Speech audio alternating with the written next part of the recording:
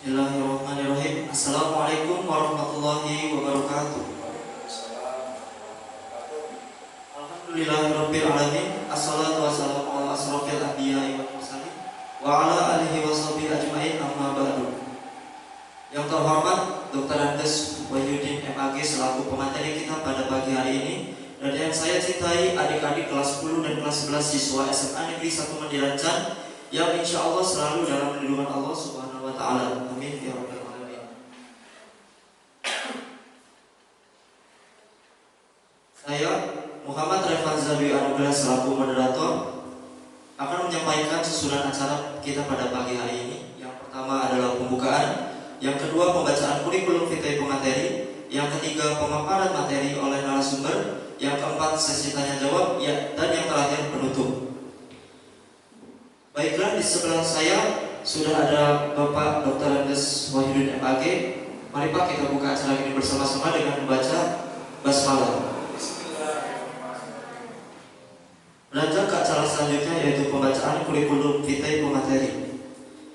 Nama Dr. Andes Wahyudin MAG, tempat tanggal lahir Kuningan 19 April 1969, agama Islam, alamat Dusun Manis RT 4 RW 9 Desa Mandirancan, riwayat pendidikan SDN Mandirancan, MTS Mandirancan, PKA Negeri Kota Cirebon, S1 UIN Jakarta jurusan PAI, S2 UIN Bandung jurusan Akidah Filsafat. Pengalaman bekerja SMA Negeri 1 Ciwaru sebagai guru PAI, SMA Negeri 1 Mandirancan sebagai guru PAI. Pengalaman organisasi pembina Rohis SMA Negeri 1 Mandirancan, MGEP PAI, pengurus DKM SMA Negeri 1 Mandirancan, ketua umum MUI Kecamatan Mandirancan. Moto hidup ada dan bermakna. Lanjut ke acara kita yang ketiga, yaitu pemaparan materi oleh narasumber kita kali ini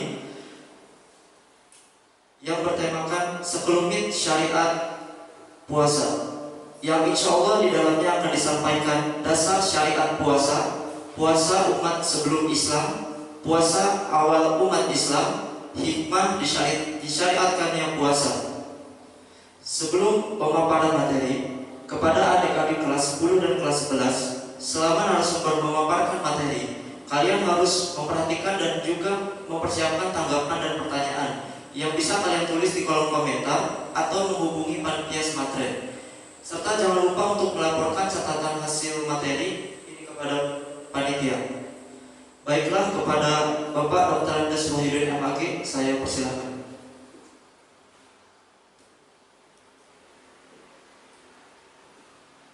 Terima kasih. Terima kasih. Bismillahirrahmanirrahim. Assalamualaikum warahmatullahi wabarakatuh. Alhamdulillahirabbil alamin. Alhamdulillahilladzi hadana lil imani wal islam. Allahumma sholli ala sayyidina Muhammad wa ala ali sayyidina Muhammad. Amma ba'du. Yang saya hormati Bapak Kepala Sekolah, para Wakasek dan Dewan Guru. Yang saya hormati Kepala Tata Usaha bersama stafnya, anak sekalian yang Bapak cintai dan Bapak banggakan. Tanpa saya juga sampaikan apresiasi yang setinggi-tingginya kepada panitia pelaksanaan Smartren 2021 SMA Negeri 1 Mandirancan. Baiklah, semoga kegiatan yang sudah dirancang dan dapat dilaksanakan hari ini menjadi berkah untuk kita semuanya. Amin ya rabbal alamin. Seperti yang tadi disampaikan oleh pembawa acara atau moderator, bahwa insya Allah pada kesempatan ini saya akan menyampaikan materi mengenai historical syariat berpuasa. Seperti yang sudah dimaklumi bersama, bahwasanya ibadah puasa sebagaimana yang tertera di dalam surat Al-Baqarah di dalam Al-Quran surat Al-Baqarah ayat 183 yang bunyinya A'udzubillahi minasyaitonirrajim, bismillahirrahmanirrahim. Ya ayyuhalladzina amanu kutiba alaikumus syiyamu kama kutiba alal ladzina min qablikum la'allakum tattaqun. Shadaqallahul azim. Berdasarkan nas Al-Quran surat Al-Baqarah ayat 183 tersebut, di sana disampaikan kepada kita bahwa syariat puasa itu telah lama berlangsung. Baik, kita bacakan saja terjemahan bebasnya. Wahai orang-orang yang beriman, kutiba diwajibkan alaikum kepada kalian asyamu melaksanakan ibadah puasa. Kama kutiba alal ladzina sebagaimana diwajibkan kepada orang-orang min qablikum sebelum kamu la'allakum tattaqun, mudah-mudahan kalian menjadi orang-orang yang bertakwa. Dengan demikian, bahwasanya berdasarkan ayat ini, syariat puasa itu menjadi suatu kewajiban, menjadi suatu hal yang tidak boleh tidak kecuali dilaksanakan oleh orang-orang yang beragama Islam. Orang-orang yang beragama Islam yang bagaimana? Yang sudah wajib untuk menunaikan ajaran-ajaran agama Islam. Nah, ternyata kewajiban menunaikan ibadah puasa terhadap orang-orang Islam yang sudah wajib melaksanakan ajaran agama Islam seperti balik atau mumayyiz atau berakal sehat dan seterusnya. Ternyata syariat puasa ini juga telah berlaku pada umat-umat sebelum Nabi Muhammad SAW. Insya Allah tentang bagaimanakah syariat Islam yang diwajibkan kepada manusia dari masa ke masa ini, insya Allah sebentar lagi akan coba saya sampaikan, walaupun tidak terlalu luas, mungkin ala kadarnya, tapi insya Allah memenuhi dahaga pengetahuan kita tentang syariat puasa di masa yang lalu. Selain Al-Quran mengenai kewajiban menunaikan ibadah puasa ini juga terdapat di berbagai hadis Rasulullah SAW. Salah satu di antaranya adalah hadis yang diriwayatkan dari Abdullah bin Umar. Abdullah bin Umar ini orang yang sangat dekat sekali dengan Nabi Muhammad SAW. Bila diterjemahkan, maka hadis itu berbunyi seperti ini. Islam ditegakkan di atas 5 perkara, yaitu 2 kalimat syahadat, mendirikan sholat, menunaikan zakat, berpuasa Ramadan, dan haji ke Baitullah bagi mereka yang mampu. Ini diriwayatkan oleh Imam Bukhari, Imam Muslim, Imam Tirmidzi, dan Imam An-Nasai. Kadar hadis ini adalah sahih. Nah, jadi hadis tentang bunyal Islam itu sahih. Baiklah anak-anak sekalian dari kelas 11 dan kelas 10, Bapak ingin tegaskan dalam hal ini, ternyata dasar hukum melaksanakan ibadah puasa, dasar hukum diwajibkan ibadah puasa itu lengkap. Ada di dalam Al-Quran, ada di dalam hadis, bahkan ada di dalam ijma ulama atau kesepakatan para ulama. Jadi lengkap sekali. Jadi tidak bisa dipungkiri tentang kewajiban menunaikan ibadah puasa. Adapun kewajiban ibadah puasa yang dimaksud di dalam Al-Quran, hadis, dan ijma ulama yang tadi Bapak sampaikan adalah menunaikan ibadah puasa di bulan Ramadan. Ya, jadi perlu ditegaskan di sini bahwa ibadah puasa yang diwajibkan itu yang mana? Yaitu ibadah puasa ketika tiba bulan Ramadan dan dilaksanakan selama sebulan penuh. dasar hukumnya? Bahwa puasa yang diwajibkan di sana adalah puasa di bulan Ramadan, tertera di dalam surat Al-Baqarah juga, yaitu di dalam surat Al-Baqarah ayat 185 nih kalau tidak salah, silakan diteliti. A'udzubillahi minasyaitonirrajim. Bismillahirrahmanirrahim. Syahrul Ramadan alladzi unzila fihil Qur'an hudal linnasi wa bayyinatin minal huda wal furqan faman syahida minkumus syahra falyasum. Jadi faman syahida minkumus syahra falyasum. Nah, kenapa dibaca falyasum? Tadi insyaallah oleh Bu Liri disampaikan mengenai tajwid ya, tata cara baca Quran. Al-ayat. Jadi surat Al-Baqarah ayat 185. Petikan katanya adalah faman syahida minkum syahra falyasum, yang artinya siapa di antara kamu hadir di negeri tempat tinggalnya di bulan itu, maka hendaklah ia berpuasa pada bulan itu.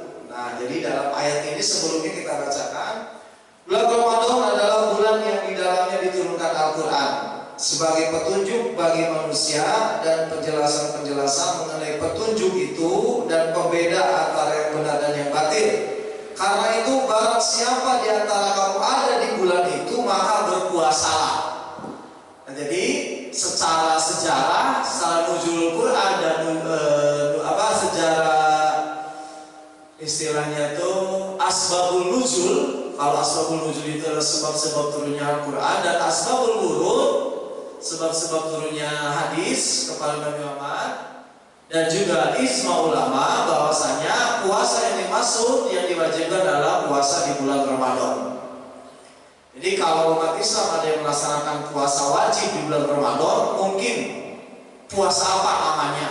Kan ada puasa-puasa yang diwajibkan selain di puasa bulan Ramadan. Ada itu ya, seperti puasa nazar ya, itu puasa janji. Kemudian puasa apa lagi? Puasa pengganti bulan Ramadan. Itu kan puasa yang wajib, nggak boleh tinggalkan itu. Puasa janji. Jadi kalian anak kelas 10-11, kalau kalian berjanji misalnya, ya Allah, hamba berjanji kepadamu ya Allah, andaikan hamba nanti menjadi ranking pertama berturut-turut dari kelas 1 sampai kelas 3, maka saya berjanji akan puasa selama 3 tahun berturut-turut misalnya gitu. Nah, ternyata janjinya dikabulkan oleh Allah. Nah, maka orang yang berjanji untuk puasa itu wajib hukumnya, tidak boleh tinggalkan. Nah, jadi anak sekalian, kepada dari kelas 10 dan 11, maka berdasarkan kesepakatan para ulama, ini sudah semua bersepakat bahwa puasa yang diwajibkan adalah puasa di bulan Ramadan. Nah, itu sekitar dasar hukum menunaikan ibadah puasa yang saat ini sudah memasuki hari ke-15, yang kelihatannya saya lihat kalian anak kelas 10-11 kayak lagi tidak puasa gitu, biasa-biasa aja gitu ya. Syukur, berarti begitu semangatnya masih puasa, maka harus telah dan sebagainya campur lewat dilewat gitu ya. Apa muda lewat dilewatkan gitu ya. Kenapa kita lagi puasa? Padahal itu hal halal gitu ya. Nanti insya Allah kita akan sampai pada hikmah atau pelajaran di balik syariat berpuasa. Baik teman sekalian, kita ke hal yang kedua. Syariat puasa pada masa sebelum umat Islam. Sudah banyak informasi yang sampai kepada kita mengenai kewajiban mengenai disyariatkannya berpuasa sebelum umat Islam. Sudah banyak itu informasinya. Baik, bila kita runut misalnya dalam firman Allah, a'udzubillahi minasyaitonirrajim, bismillahirrahmanirrahim, kama kutiba 'alal ladzina min qablikum. Nah, firman Allah yang berbunyi kama kutiba 'alal ladzina min qablikum itu berdasarkan kajian literatur kita, insyaallah, dan informasi yang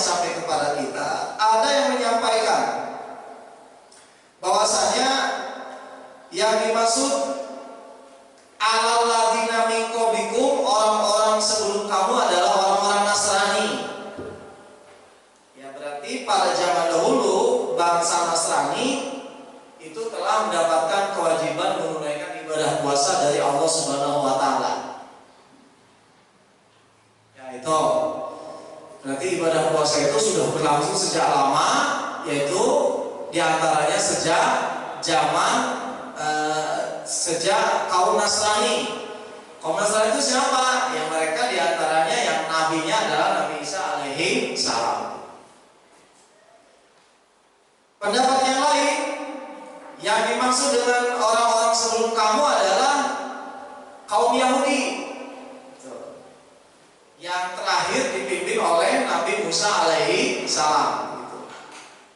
Jadi berdasarkan keterangan para ulama yang kita dapatkan ini, bahwa yang dimaksud orang-orang sebelum kamu adalah siapa? Satu tadi orang Nasrani, dua orang-orang Yahudi. Bagaimana mereka berpuasa? Ini yang menjadi perdebatan. Sebetulnya bukan perdebatan ya, ini yang menjadi banyak pembahasan. Banyak sekali pembahasan yang disampaikan bagaimana kemudian waktu atau tata cara mereka dalam beribadah puasa. Ada salah satu keterangan, yaitu kaum Nasrani. Kaum Nasrani dulu beribadah puasa itu katanya sama seperti ibadah puasa kita, hanya bedanya mereka itu tidak sahur. Artinya apa? Ketika mereka sudah tidur, maka saat itulah mereka memulai ibadah puasa. Jadi kalau misalnya habis isya ya, malam setelah waktu itu Bapak atau kita tidak banyak mendapatkan penjelasan mereka itu melaksanakan sholat atau tidak mendapatkan penjelasan. Tidak banyak penjelasan mengenai maghribnya bagaimana, isyanya bagaimana. Tetapi kalau sudah malam menjelang tidur, kalau mereka sudah tidur, maka puasanya dimulai sesudah tidur itu. Andaikan misalnya tidur itu setelah jam 7 malam, maka setelah jam 7 malam itulah mereka menunaikan ibadah puasa. Jadi malam-malam itu mereka sudah melakukan ibadah puasa. Ibadah puasanya seperti apa? Banyak penjelasan sama seperti kita, tidak boleh makan, tidak boleh minum, suami tidak boleh ketemu istri tidak boleh ketemu suami. Ya, selama waktu yang ditentukan sampai berbuka puasa. Jadi luar biasa beratnya ibadah puasa pada zaman itu. Yahudi juga sama seperti itu. Jadi puasa pra-Islam itu dilaksanakannya kapan? Sejak mereka tidur. Jadi kalau mereka tidur, kemudian nanti malam bangun, udah nggak bisa apa-apa, tetap puasa.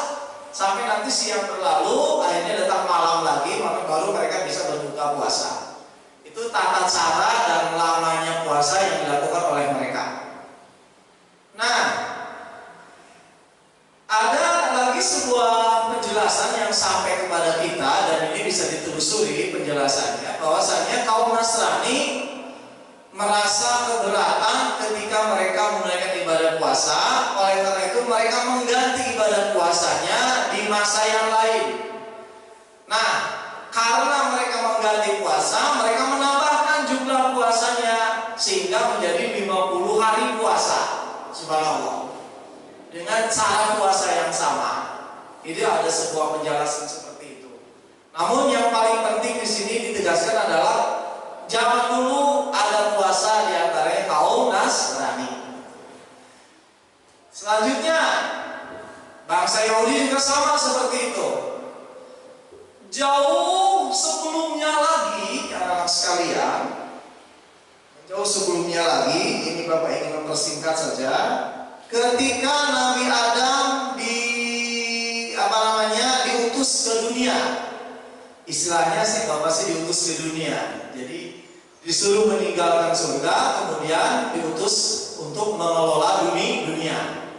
Nah, Nabi Adam itu ketika diturunkan ke dunia mengalami perubahan fisik. Fisiknya menjadi hitam kelam. Yang lihat apa ya? Fisiknya menjadi hitam kelam gitu. Nah, untuk merubah fisiknya kembali lagi sebagaimana ketika di surga, maka Nabi Adam melaksanakan ibadah puasa. Nah, malaikat Jibril turun. Maukah kamu agar kamu menjadi kulit seperti semula? Mau dong. Laksanakanlah puasa tanggal 13, 14, dan 15 di setiap bulan. Itu yang dikenal dengan Yaumul Bida, hari-hari putih. Ya, sehingga ketika puasa hari pertama, kulit Nabi Adam berubah putih. Hari kedua semakin sempurna, dan hari ketiga kembali ke posisi ke kondisi badan seperti semula. Makanya dikenal, mungkin dari situlah dikenal dengan istilah Yaumul Bida atau Yaumul Abyad, hari-hari putih. Jadi puasanya Nabi Adam itu menjadi wasilah memulihkan kembali kondisi kulitnya yang hitam kelam menjadi putih seperti biasa, seperti semula. Nah, dan hari puasa Yaumul Bida ini menjadi kebiasaan Rasulullah SAW sampai sekarang, ya, dikenal dengan Yaumul Bida, yaitu mungkin mengambil dari sana. Itu kan silsilah, itu kan kisah, dan itu tidak ada salahnya kita ungkapkan. Yang jelas Nabi Muhammad melaksanakan ibadah puasa ternyata ada rentetannya dengan peristiwa-peristiwa sebelumnya, yaitu yang dilakukan oleh Nabi Adam alaihi salam. Nah, jadi anak sekalian, itu sedikit mengenai sejarah 3 hari puasa tanggal 13, 14, dan 15 yang sekarang sudah menjadi sunnah bagi kita. Sunnah bagi kita kenapa? Karena Nabi Muhammad melakukannya. Selanjutnya sekalian, ada juga, ya, puasa-puasa yang dilakukan oleh para nabi, ya, para kekasih Allah sebelum Nabi Muhammad SAW. Ini juga sudah terkenal ceritanya. Seperti puasa yang dilakukan oleh Nabi Nuh. Nabi Nuh itu berpuasa ketika setelah selama 6 tahun, ya,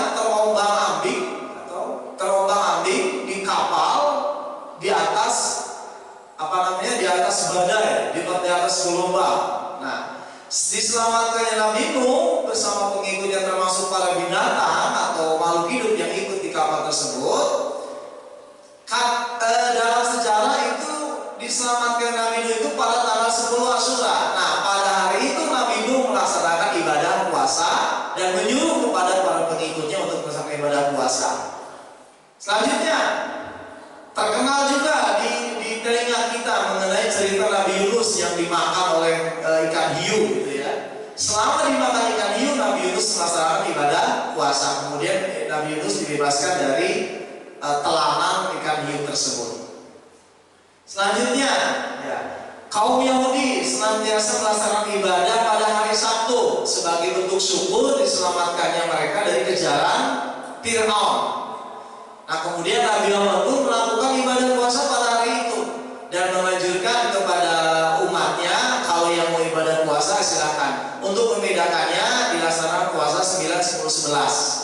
Jadi untuk membedakan puasa kaum Yahudi dengan puasanya umat Nabi Muhammad SAW, yaitu tanggal 9, 10, 11 Asyura. Jadi kalau puasa yang disunahkan dalam surah itu adalah tanggal 9, 10, dan 11, atau tanggal 10, 11-nya. Anak sekalian yang Bapak banggakan, kelas 10 dan kelas 11. Kemudian kita kepada puasa awal Islam. Puasa awal Islam. Bagaimana puasa yang dilakukan di awal Islam? Diceritakan kepada kita bahwa sebelum puasa Ramadan diwajibkan, di sana salah satu di antaranya Umar bin Khattab. Umar bin Khattab itu melakukan puasa sebagaimana puasanya bangsa-bangsa dahulu, umat-umat terdahulu. Bagaimana puasanya? Jadi ketika memasuki malam sudah tidur, tidak lagi melakukan aktivitas makan minum, suami ketemu istri, istri ketemu suami, dan seterusnya sampai nanti datang waktu malam. Nah, kemudian turunlah firman Allah Subhanahu wa taala surat Al-Baqarah ayat 183 ini yang menjelaskan ketentuan ibadah puasa bagi umat Islam. yang sekarang sedang kita laksanakan. Jadi itu anak-anak sekalian, sedikit sekelumit mengenai syariat ibadah puasa yang diperintahkan oleh Allah Subhanahu wa taala kepada umat manusia sebelum umat Nabi Muhammad dan kepada umat Nabi Muhammad sallallahu alaihi wasallam. Maksud pemaparan ini adalah bahwasanya jika ingin meneliti secara sejarah memang benar adanya bahwa puasa itu dilakukan, bahwa puasa itu disyariatkan oleh Allah Subhanahu wa taala kepada umat-umat sebelum Nabi Muhammad SAW. Apakah itu sendiri-sendiri? Apakah umat keseluruhan? Apakah hanya nabinya saja? Tapi yang paling penting yang kita garis bawahi di sini adalah benar adanya bahwa syariat puasa itu sudah dilakukan sejak zaman dahulu, bahkan sejak zaman Nabi Adam alaihi salam. Yang mungkin bedanya adalah cara pelaksanaannya dan waktu pelaksanaannya kapan. Dan ini tidak begitu banyak diceritakan kepada kita karena memang tidak begitu penting. Yang penting bagi kita adalah betul sekali bahwa Allah mensyariatkan puasa sejak zaman dahulu kala. Kalau sekarang umat Islam disuruh berpuasa, ya sudah tidak aneh lagi. Jadi kalau umat Islam sekarang disuruh berpuasa itu sudah tidak aneh lagi, karena zaman dulu juga sudah ada puasa. Jadi ibadah puasa itu bukan hal yang baru, anak-anak sekalian ya. Jadi umat Nabi Muhammad SAW itu jangan menganggap ibadah puasa adalah hal yang baru. Bukan hal baru, karena ini adalah sejak lama sudah ada, sudah tradisi sejak lama. Boleh jadi dan banyak diceritakan dalam buku-buku, dalam literatur, bahkan selain umat-umat yang katakanlah tadi umat-umat yang mempunyai ajaran tauhid ya, yang murni, bahkan umat-umat manusia di luar umat-umat tauhid pun melaksanakan ibadah puasa. Betul sekali. Di luar agama Islam pun umat-umat yang mempelajari agamanya dengan benar itu pasti ada ajaran puasanya. Jadi bisa kita katakan ibadah puasa ini atau pelaksanaan puasa ini bukan hanya ansih atau milik orang-orang yang beragama tauhid atau orang-orang yang beragama samawi. Ternyata orang-orang yang beragama ardi, orang-orang yang beragama non samawi pun di dalamnya ada yang namanya ajaran puasa. Nah, kita bertanya, bagaimana gitu ya? Kok ibadah puasa sampai seperti itu dilaksanakan oleh orang-orang beragama samawi, juga dilaksanakan oleh orang-orang yang di luar samawi atau agama-agama ardi, agama-agama di luar Islam. Wallahu a'lam. Yang jelas, ketika Allah memerintahkan puasa pada kita, Allah mengatakan la'allakum tattaqun, mudah-mudahan kalian menjadi orang-orang yang bertakwa. Nah, anak sekalian, jadi bisa kita tegaskan di sini bahwasanya ibadah puasa yang dilaksanakan oleh umat Islam sekarang ini secara syariat sesuatu yang tidak asing.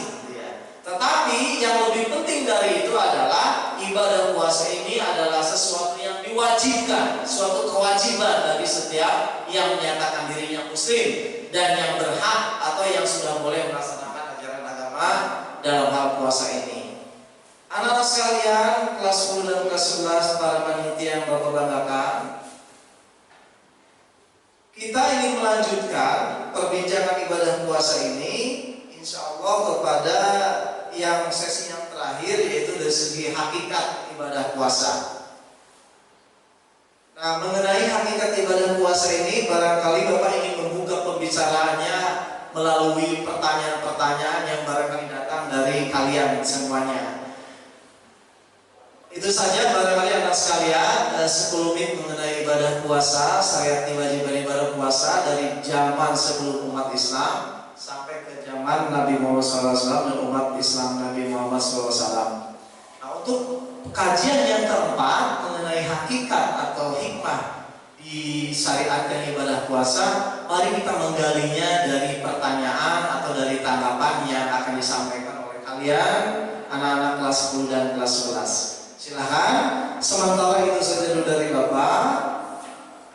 Bapak ingin menyimpulkan bahwasanya ibadah puasa itu bukan sesuatu yang asing bagi umat Islam. Ternyata ibadah puasa itu ada sejak lama, bahkan dilaksanakan bukan saja oleh orang-orang yang beragama Samawi, tetapi oleh orang-orang yang beragama Ardi atau non-Islam. Itu saja barangkali sedikit mengenai paparan tentang sejarah puasa. Terima kasih atas perhatiannya. Mohon maaf atas segala kekurangannya. Wassalamualaikum warahmatullahi wabarakatuh. Silakan. Terima kasih kepada Bapak Dr. Andes Wahyudin MAG yang telah memaparkan materi pada pagi hari ini. Sebuah materi yang sangat luar biasa sekali dari Pak Wahyudin. Selanjutnya kita memasuki sesi tanya jawab. Silakan kepada adik-adik peserta Smartnet bisa menulis pertanyaannya di kolom komentar. Baik Pak, pertanyaan pertama ini mungkin dari siswa yang masih penasaran terhadap materi yang Bapak sampaikan tadi, yaitu mengapa puasa Ramadan disyariatkan selama 1 bulan penuh, Pak? Ya. Baik. Mengapa ibadah puasa ini disyariatkan selama sebulan penuh? Kita coba, walaupun ini pertanyaan yang berdasar semangat yang tinggi, kenapa tidak puasa selamanya aja gitu ya? Kebetulan memang ada hadis loh, ada hadis Nabi, walaupun kesohihannya ini diperbincangkan. Andaikan umatku tahu tentang bulan Ramadan, maka umatku pasti meminta puasa Ramadan itu selama-lamanya, sepanjang tahun ya. Jadi andaikan umatku tahu betapa luar biasanya berkah bulan Ramadan, pasti umatku meminta bahwa setahun ini isinya Ramadan melulu gitu, setahun itu. Nah, berarti puasa melulu gitu. Tapi Allah Maha tahu, Maha kasih sayang sama hambanya. Karena sekalian, umat Islam dalam hal apapun juga, dalam berbuat perbuatan batinnya, perbuatan ucapannya, perbuatan ekspresi tubuhnya, dan perbuatan tingkah lakunya sehari-hari, setiap umat Islam itu harus berdasarkan Al-Quran dan hadis. Kita ulangi, kalau yang menyatakan diri umat Islam, maka apapun yang dia pikirkan dan sebagainya itu harus merujuk kepada Al-Quran dan hadis. Nah, pertanyaannya adalah mengapa umat Islam hanya diwajibkan puasa di bulan Ramadan saja? Nah, dalam Al-Quran dan hadis, kewajiban menunaikan ibadah puasa itu di bulan Ramadan. Itu sudah syariat Allah yang diturunkan kepada umat manusia, khususnya umat Islam. Jadi keputusan untuk menunaikan ibadah puasa hanya di bulan Ramadan adalah diputuskan oleh Allah Subhanahu wa taala, baik melalui Al-Qur'an langsung ataupun melalui sabda Rasulullah SAW. Tetapi saya ulangi, Nabi Muhammad SAW bersabda, andaikan umatku tahu luar biasanya Ramadan, apa tadi? Maka umatku pasti menginginkan setahun ini selamanya adalah bulan Ramadan. Tapi Allah hanya memberikan kewajiban selama bulan Ramadan saja. Jadi itu sudah syariat langsung dari Allah Subhanahu wa taala. Kemarin Bapak sampaikan bahwa kalau itu sudah syariat, maka sikap kita umat Islam itu bagaimana? Betul sekali, sami'na wa ata'na. Dengarkan dan taati apa yang menjadi syariat tersebut. Ya. Lalu bagaimana kalau ingin menambahkan yang lainnya? Boleh, tapi dengan melaksanakan bukan puasa wajib yang Ramadan, bisa dengan puasa-puasa yang lainnya. Kalau masih penasaran dengan puasa, kurang sebulan mah, ya nanti setelah bulan puasa Ramadan disambung dengan puasa apa?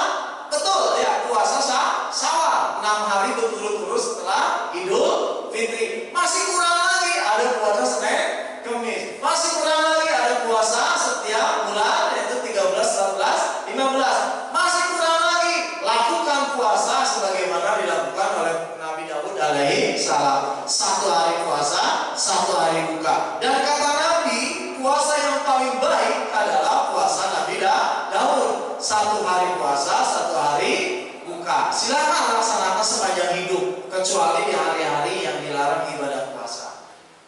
Ya, yang dilarang untuk berpuasa. Jadi kita tuh kalau ingin menyempurnakan penasaran atau kurang dengan ibadah puasa Ramadan, lakukanlah puasa-puasa yang tadi Bapak sebutkan. Di antaranya apa tadi? Puasa 13, 14, 15. Apalagi puasa Senin, Kamis. Apalagi puasa Nabi Daud alaihi salam. Ya, dan seterusnya dan seterusnya. Terima kasih. Pertanyaan yang memang membuat Bapak jadi iya ya. Kenapa sih kalau kita puasa hanya Ramadan saja? Terima kasih nih pertanyaannya. Saya ulangi nih, pertanyaan yang buat Bapak jadi berpikir nih, berpikir begini. Iya ya, beda-beda puasa Ramadan kumpul gitu ya. Terima kasih nih, pertanyaannya jadi menggugah. Tepuk tangan nih ya, pertanyaan bagus sekali. Pertanyaan kedua ini mungkin masih ada hubungannya dengan pertanyaan pertama, Pak. Ketika bulan Ramadan, Rasulullah SAW itu melakukan kebiasaan-kebiasaan apa? Ya, bagus. Ya ini untuk menambah amal kita di bulan Ramadan. Baik, bagus banget nih ya. Jadi ini pertanyaan juga menggugah kita lagi nih, memberikan motivasi pada kita lagi nih. Jadi ketika berpuasa itu jangan melulu ibadah puasa ya. Jangan melulu cuma menahan diri dari makan dan minum dari imsak sampai maghrib dan seterusnya dan seterusnya. Jangan sampai kita muntah dengan sengaja ya gitu. Jangan sampai seperti itu, karena itu batal ya. Nah, lalu apa saja ibadah-ibadah lain yang dilakukan Nabi SAW ketika melaksanakan ibadah puasa Ramadan? Subhanallah, di mana banyak hadisnya. Man qoma Ramadana imanan wa ihtisaban ghufira lahu ma taqaddama min dzambi. Ini salah satu perilaku selama bulan Ramadan. Siapa yang mendirikan ya Ramadan dengan iman dan berharap ya kepada Allah Subhanahu wa taala, maka akan diampuni segala dosanya yang masa lalu. Ini artinya apa? Salah satu aktivitas selama bulan Ramadan adalah mendirikan qiyamul lail yang dikenal oleh kita sebagai sholat mana? Sholat tarawih. Ada yang 2, ada yang 11 rakaat, ada yang 23 rakaat, ada yang 39 rakaat, ada yang 43 rakaat dan seterusnya, ada yang banyak lagi lah gitu ya. Karena kenapa? Menurut Rasulullah SAW, menurut kajian hadis tentang puasa ini, memang Nabi Muhammad SAW tidak pernah membatasi jumlah qiyamul lail yang dilaksanakan oleh beliau atau kepada umatnya dalam melaksanakan ibadah qiyamul lail tersebut. Jadi salah satu itu. Kemudian beramal soleh. Ya. Beramal soleh itu apa saja? Banyak, segala perbuatan yang baik. Gitu ya. Kemudian bertadarus, betul bertadarus. Tadarus adalah salah satu kebiasaan Nabi Muhammad SAW setiap bulan Ramadan. Jadi Jibril itu turun kepada Nabi SAW untuk bertadarus Al-Quran. Tetap ya bertadarus Al-Quran sampai tadarusnya itu sekarang diabadikan menjadi mushaf seperti sekarang ini ya. Susunan kalimatnya seperti sekarang ini, susunan suratnya. Itu tradisi Nabi SAW. Kemudian apa lagi? Nah, salah satu yang antaranya adalah nanti kita sekarang harusnya sudah ada zakat fitrah nih. Kita menunaikan ibadah zakat fitrah. Apalagi memberi makan orang yang puasa. Kata Nabi, orang yang memberi makan orang yang ibadah puasa bukan ngasih makan ketika puasa, bukan ya. Nih, mohon maaf. Orang yang ngasih makan orang yang puasa dalam arti apa tadi? Jangan ngasih makan sama orang yang lagi puasa. Itu namanya dosa ya. Tapi masih berbuka bagi orang yang berpuasa pada waktunya nanti, pahalanya sama dengan orang yang puasa tadi. Sementara orang yang puasa dosanya pahalanya juga tidak dikurangi. Jadi luar biasa tuh. Kita dapat puasa kita dapat pahalanya orang yang kasih kita berbuka. Nah, silahkan kalian kirim 7 ton lah ke Bapak, korma, nggak apa-apa untuk berbuka ya. Nggak apa-apa, silahkan. Ya. Nah, jadi banyak lagi perbuatan ibadah yang bisa dilakukan yang merupakan tradisi Nabi Muhammad SAW.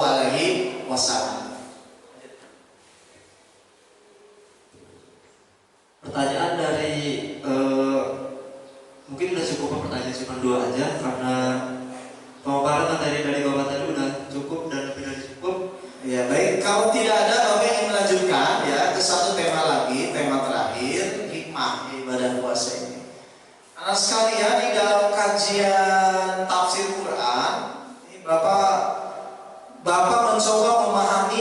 disampaikan oleh Quraisy Shihab nih dalam tafsirnya.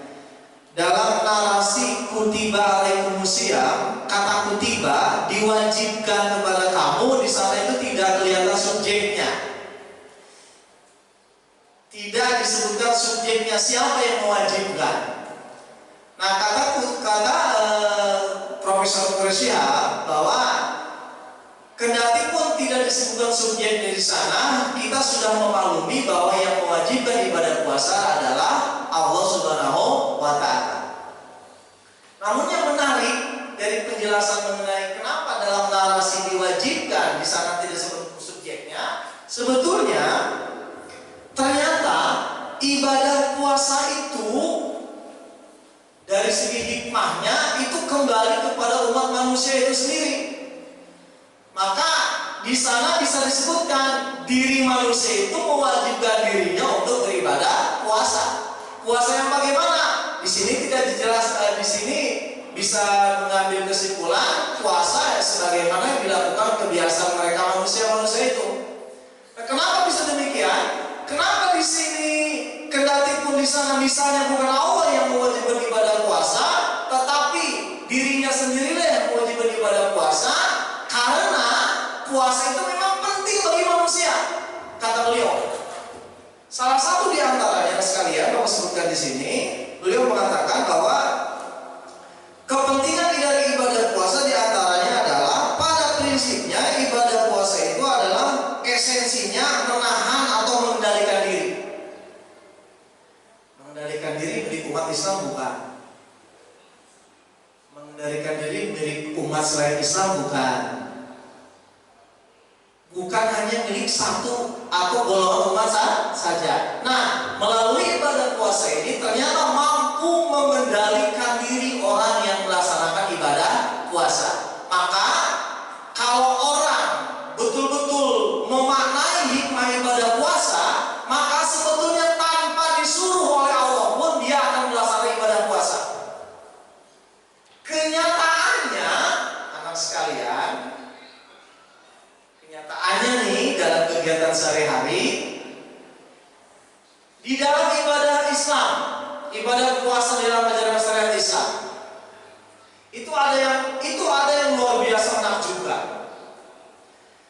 Kemarin saya sampaikan, makan minum itu kan halal. Suami bertemu istrinya halal, istri bertemu suaminya halal. Tetapi kehalalan tersebut dicoba untuk tidak dilaksanakan. Saya ulangi, makan minum suami ketemu istri, istri ketemu suami, anak laki-laki yang sudah balik juga tidak membatasi dirinya memandang anak perempuan, sebaliknya anak perempuan yang sudah balik juga membatasi dirinya memandang anak laki-laki. Itu kan sesuatu yang tidak bisa dihindari dan halal kan, boleh-boleh saja kan itu.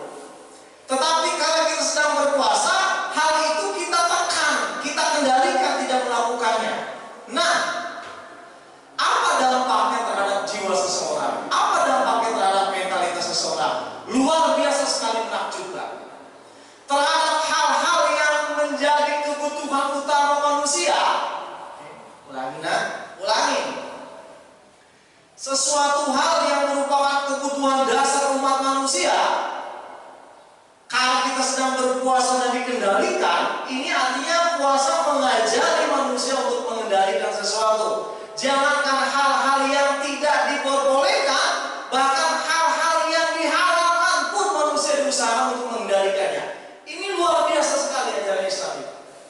Jika manusia sudah terlatih mengendalikan diri dari segala sesuatu, jangankan yang dilarang, yang tidak dilarang atau halal pun bisa, maka insya Allah ini dampaknya kepada orang itu akan sangat berpengaruh sekali.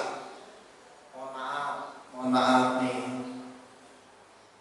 kalau orang sudah bisa mengendalikan diri, coba lihat ya, salah satu di antaranya apa? Kalau memang sesuatu hal itu bukan menjadi miliknya, maka bagaimana kalau orang sudah bisa mengendalikan diri? Maka sesuatu itu tidak akan diambilnya. Naik lagi dikit, korupsi misalnya.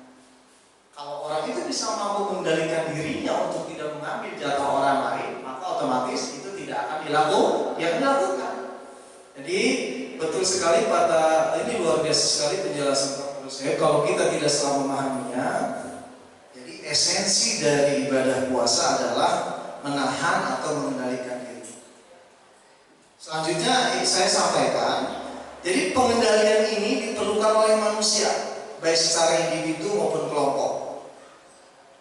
Latihan dan pengendalian diri itulah esensi puasa.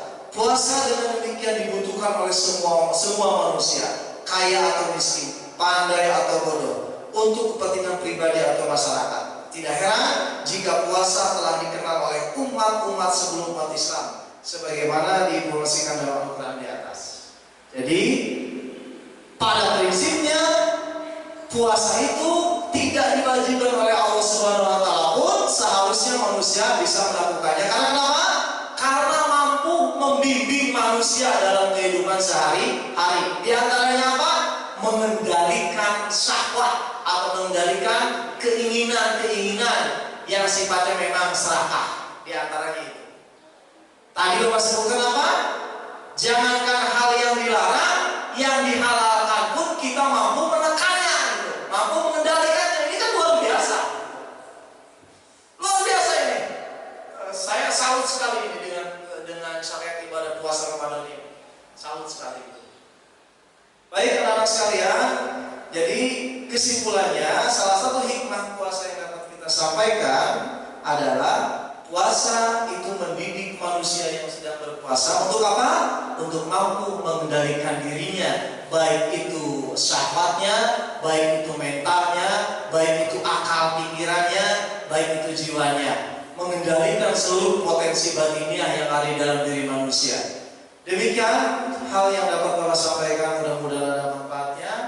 Mari kita sempurnakan ibadah puasa ini dengan berpuasa bukan hanya puasa lahir, juga insya Allah dengan puasa yang batinnya yang disebut oleh Imam Al-Ghazali puasa khusus dan puasa khususil khusus. Wassalamualaikum warahmatullahi wabarakatuh. Waalaikumsalam. Terima kasih kepada Dr. Andes Wahyudin MAG yang telah memaparkan materi pada pagi hari ini. Tak terasa kita telah berada di penghujung acara. Saya selaku moderator mohon maaf apabila ada kesalahan kata yang disadari maupun tidak disadari. Semoga kegiatan kita pada pagi hari ini membawa berkah bagi kita semua. Amin ya rabbal alamin. Saya tutup. Wabillahi taufiq wal hidayah. Assalamualaikum warahmatullahi wabarakatuh.